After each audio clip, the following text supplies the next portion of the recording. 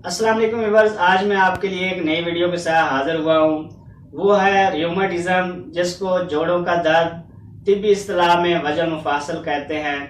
चलना फिरना और ज़िंदगी के मामूलात के सरंजाम देना ही ज़िंदगी है, मगर खुदा न खास्ता किसी बीमारी के सबब अगर इंसान चलने फिरने और उठने बैठने से मजबूर हो जाए तो ज़िंदगी एक बोझ बनकर रह जाती है। कदीम और जदीद रिसर्च और तहकीक के मुताबिक दर्द बजाते खुद कोई नई बीमारी नहीं है, बल्कि किसी बीमारी का रद्द अमल है। चोट लग जाने या इंसानी अज़ा में बेकायदगी का रद्द अमल है। चोट लग जाने या इंसानी अज़ा में बेकायदगी या कोई नक्स वाक़या होने से दर्द पैदा होता है। यह बीमारी यूरिक एसिड की ज़्यादती की वजह से वकूअ पज़ीर होती है। बारिश में भीगने, सर्दी लगने या तार बादी और सब चीज़ें ज़्यादा खाने से भी इंसान जोड़ों के दर्द में मुब्तला हो जाता है।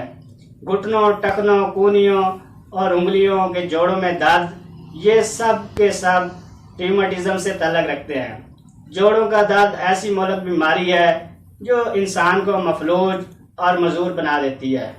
इस मर्ज की वजह से इंसान उठने बैठने से आजिज आ जाता है, हरकत करने में दर्द उठता है। इस मर्ज के बढ़ने से अज़ा बद शक्ल और बदहियत हो जाते हैं। घुटने टखने सूज जाते हैं, दर्द उठता है, हाथ पांव की उंगलियां टेढ़ी हो जाती हैं। कदीम जदीद तिब्बी तहकीकात के निचोड़ और तवील तिब्बी मुशाहदात की रोशनी में मुख्तलिफ कुदरती जड़ी बूटियों पर रिसर्च के बाद ये नुस्खा तैयार किया है। यही वजह है कि लोग कुदरती तरीका इलाज पर भरोसा करते हैं। आप भी इस नुस्खा से फ़ायदा हासिल कर सकते हैं।